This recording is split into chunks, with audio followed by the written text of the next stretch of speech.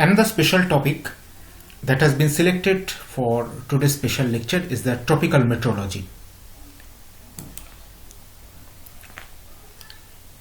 First of all, it is very much essential to discuss the extension of the tropical region.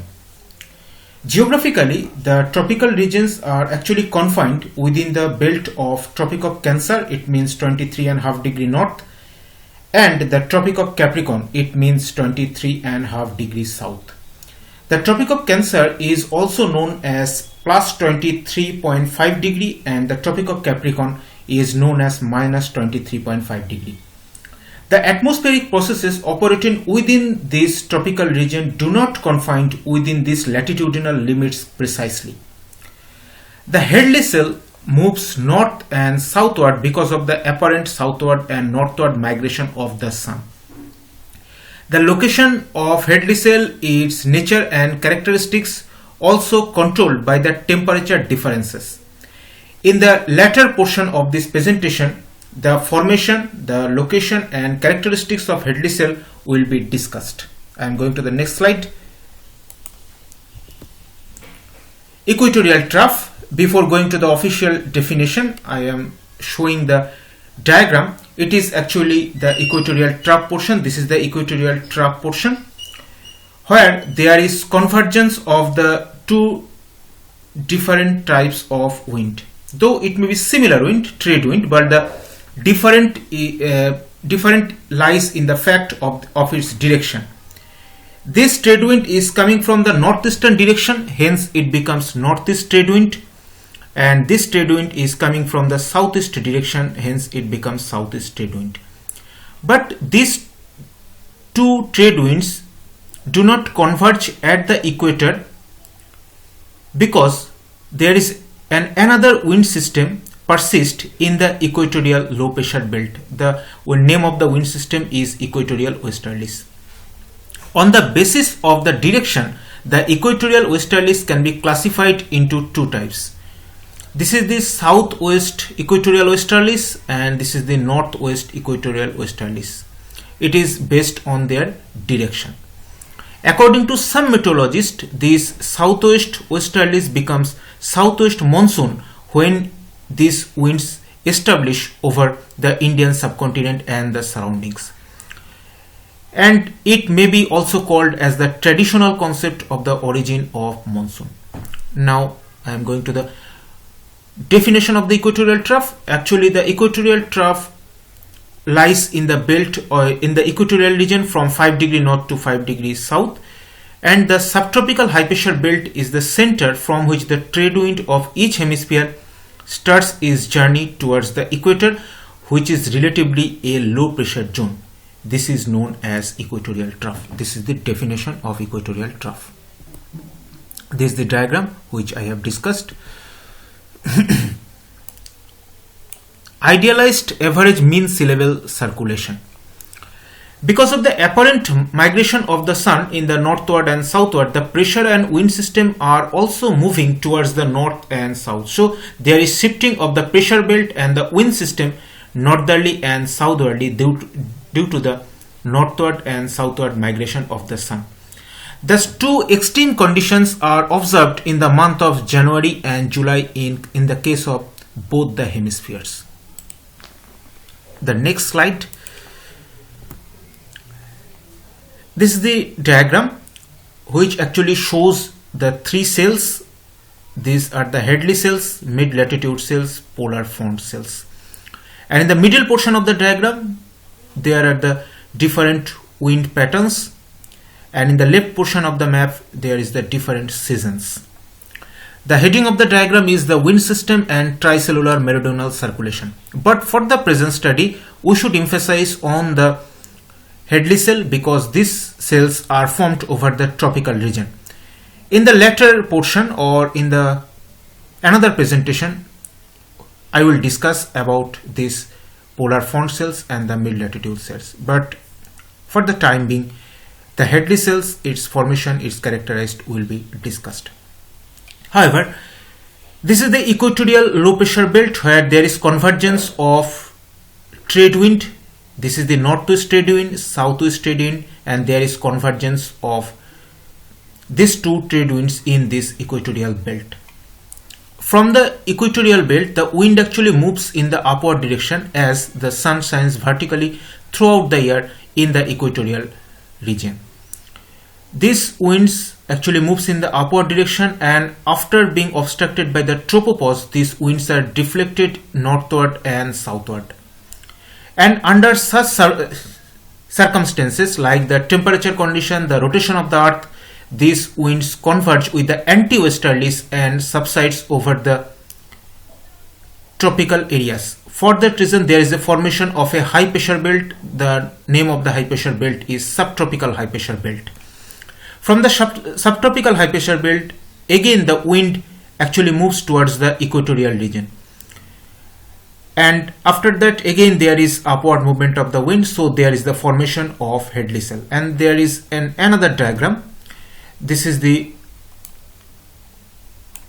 diagram of the three cellular meridional circulation, and it is the Hadley cell. The sun shines vertically over this region throughout the year, and there is upward movement of the wind, and it is being obstructed by the tropopause, and it is deflected towards both the hemisphere. And the wind actually subsides over the subtropical high pressure belt. Again the wind actually comes towards the equator. If you look at the direction of the wind, this is the trade wind. Look at its direction, and there is another wind system which is opposite to the direction of trade wind. If this becomes trade wind, so it will become the anti-trade wind. Ultimately it forms a cycle or circle or cell. It becomes the Hadley cell.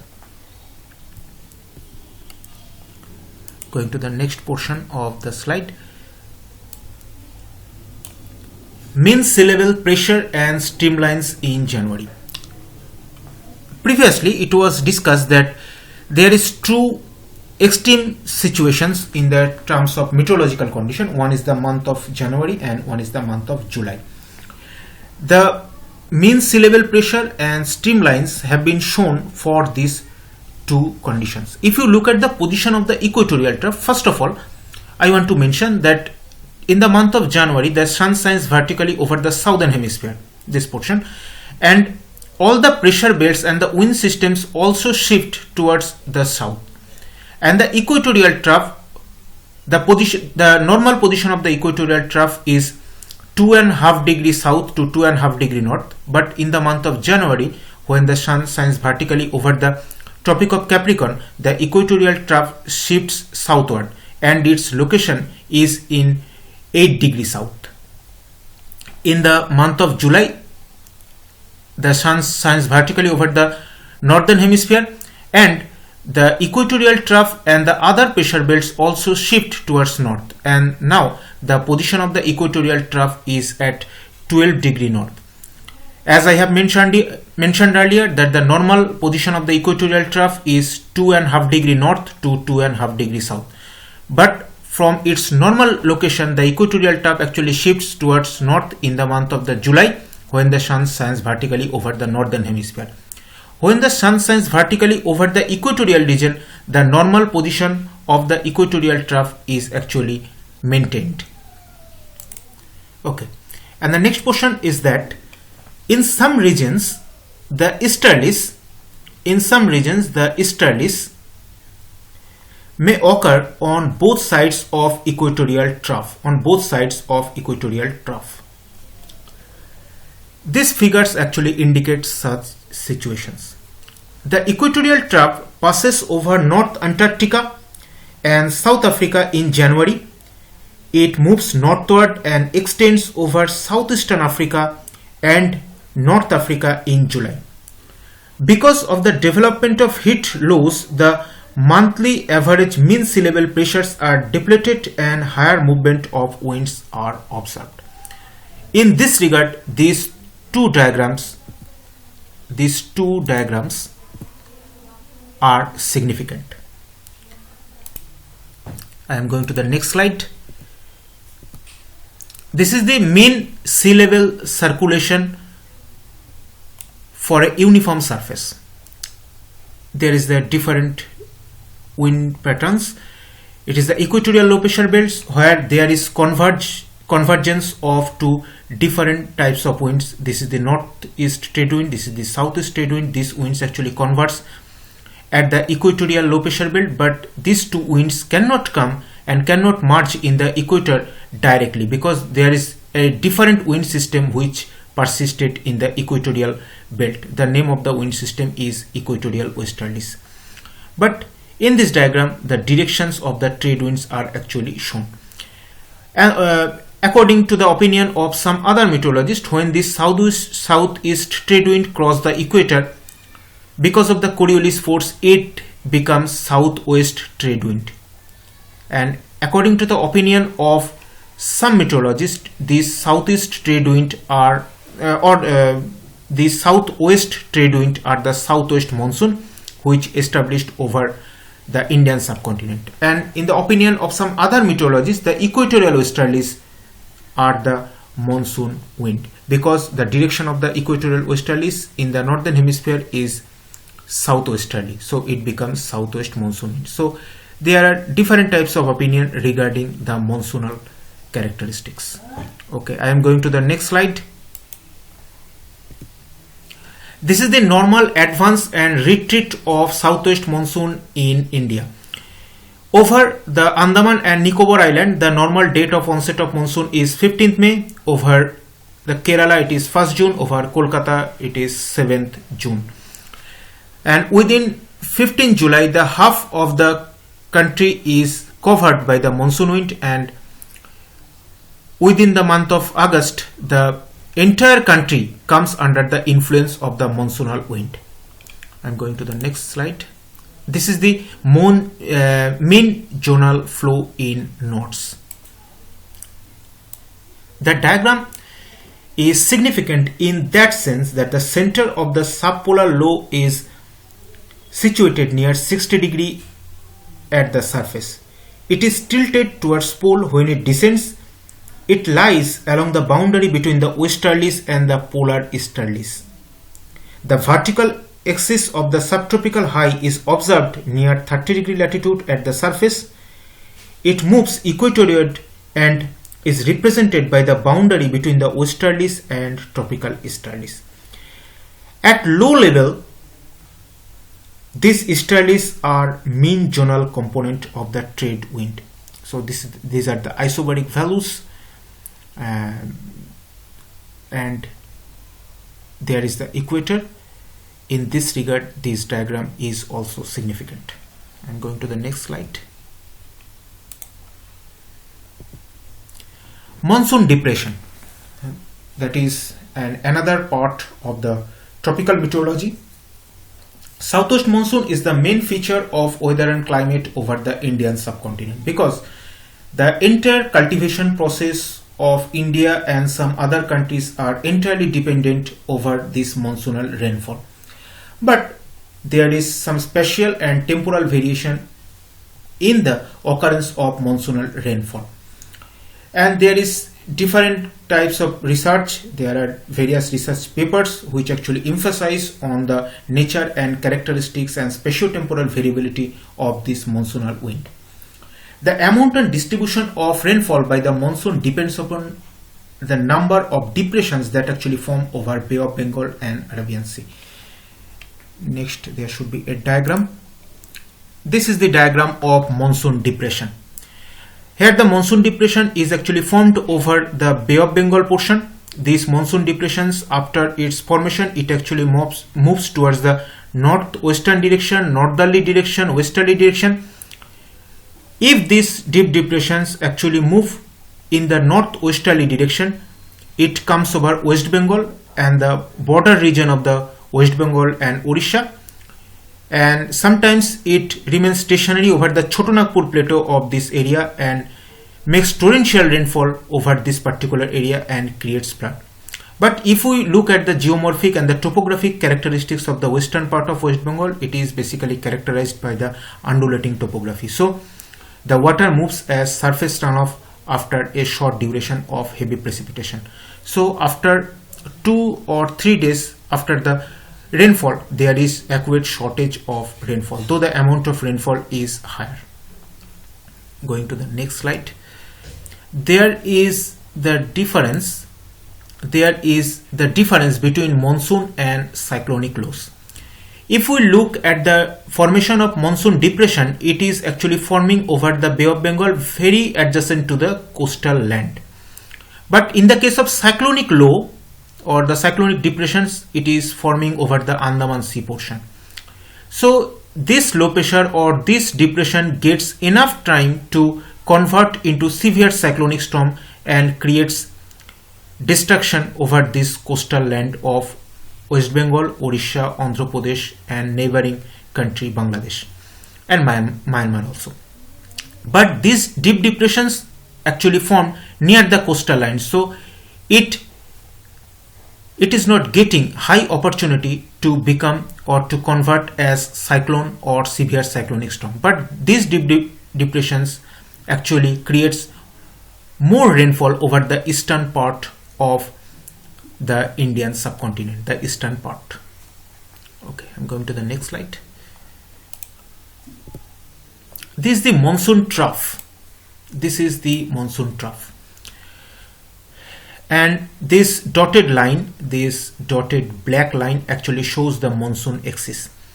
The monsoon axis is actually the zone of convergence of the Arabian Sea branch of Indian monsoon and the Bay of Bengal branch of Indian monsoon. So this monsoon axis actually signifies the zone of convergence of the Arabian Sea branch and the Bay of Bengal branch. The position of the monsoon axis actually determines the amount of rainfall over the entire country. If this monsoon axis remain over the North Bengal gets huge amount of rainfall and the South Bengal is deprived from any kind of rainfall. So there is shortage of rainfall over the South Bengal. And in another way, if this monsoon axis remains stable over the South Bengal face the flood-like situation because there is heavy rainfall and the North Bengal do not get sufficient amount of rainfall. So in this regard, the monsoon trough and the monsoon axis is significant. If we look at the pattern of the isobar, there is a pattern of like a crest. This pattern of the isobar is actually known as the monsoon trough. If we join the middle portion of this isobar, it actually forms this monsoon axis. So this monsoon axis is very, very significant in the case of monsoon climatology.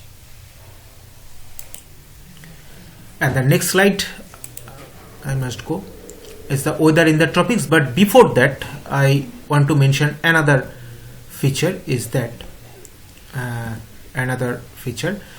the amount of rainfall in the western portion or the western part of India is actually determined by the number of depressions and deep depressions formed over the Arabian Sea. After its formation over the Arabian Sea, it moves either in the northerly direction, northwesterly direction or northeasterly direction. In which direction it will move depends upon the rotation of the earth. And the precipitation or the amount of rainfall in the western part of the country is determined by the number of depressions formed over the Arabian Sea. And the number of depressions formed over the Bay of Bengal determines the amount of rainfall in the eastern part of the country and of course the Bangladesh and the northeastern part of the country. One thing we must remember that if I go to the another slide is that one thing we must remember that in the entire part of the country the direction of the monsoon wind is southwesterly, but Malda onwards in West Bengal, after Malda onwards, north position from the Malda, it means North Dinajpur, South Dinajpur, Coach Behar. In this position, the direction of the monsoon wind is easterly because this southwest monsoon wind, after being obstructed by the Arakan Hills in Myanmar portion, northeastern region, it is deflected towards west and it becomes westerly monsoon wind over the northern portion of West Bengal. So in the northern portion of West Bengal, the direction of the wind is easterly. And another thing is that I must mention about the onset of the monsoon, though there is no different slide of the onset of monsoon. There are controversies regarding the onset of southwest monsoon. Over the Andaman and Nicobar Island, the normal date of onset of monsoon is 15th May, and over Kerala it is 1st June. Thunderstorms occur over the southern and eastern part of the country before the onset of Indian monsoon. So this region, southern portion and the eastern portion, actually face thunderstorm before the onset of the monsoon. These showers before the onset of the southwest monsoon are short-lived and violent, caused by the convectional activity. But the onset of southwest monsoon is characterized by the widespread and continuous rainfall, mainly from stratiform clouds.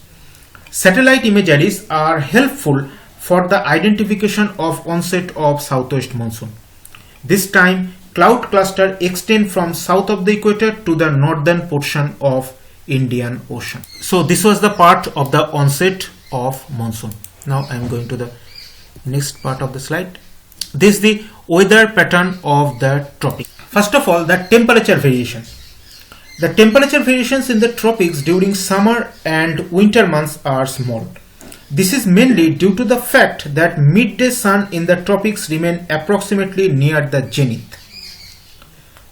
Second is the cloud and precipitation. The sun remains directly overhead twice during the year in most places of the tropics. Because of this reason, cloud is developed and precipitation occurs. This reduces the temperature for a certain period. In the tropics, no well-defined fronts are formed, just like the temperate region. Last is the rainfall. There is spatio-temporal variation of the rainfall, as I have mentioned. In the tropical region, the amount of rainfall is scanty, as the wind actually descends from the upward portion to the surface. So the amount of rainfall is actually scanty. In the synoptic scale, depressions and troughs influence the rainfall. However, the local effects cause shower and thunderstorm. In India, local thunderstorm means it may be Kalboshaki or nor'wester, and there are some other normal and local thunderstorms may be there over the India and some other parts of the country. I'm going to the next slide. Diurnal and local effect. The diurnal and local variations are important in tropical meteorology. The diurnal variation in temperature, wind flow and rainfall are affected frequently by orographic effect. Going to the next slide. So there is the onset of monsoon over Kerala. If we look at the data, in 17 years, from 1960 to 1991, in 17 years, the normal date of onset of monsoon is 28th May to 3rd June. So it will be the 22nd standard meteorological week. So this actually acquires the highest position in terms of the frequency. 28th May to 3rd June. Okay. But before that, I am going to the previous slide. This is the diurnal and local effect. There is also a role of diurnal and local effect. It means the role of the land and sea bridge, which also control the weather pattern of the tropical region. Actually, this land and sea bridge controls the temperature pattern not only in the coastal areas but also in the interior part of a land. Now, going to this next slide. This data has been described, and the meteorological subdivision wise percentage of normal contribution to southwest monsoon rainfall to annual rainfall greater than 90% is East Rajasthan, West Madhya Pradesh, and this is the data table. 80 to 90% Jharkhand, Bihar and some other areas, 70 to 80%, 60 to 70%, 50 to 60%, less than 50% is Tamil Nadu, Jammu and Kashmir. So study this data for future need, and the data has been collected from the Handbook of Agriculture 2014. I'm going to the next slide. In the tropical region, there is another part is the tropical cyclone. The nature, characteristics, the formation of tropical cyclone will be discussed, will be presented in the next video. For more information, this is the reference of the book. So, in this lecture, the tropical meteorology, the nature and characteristics of the weather and climatic condition of the tropical areas has been discussed. And in the next slide, the general features or the general characteristics of the tropical cyclone, its structure will be discussed. Thank you.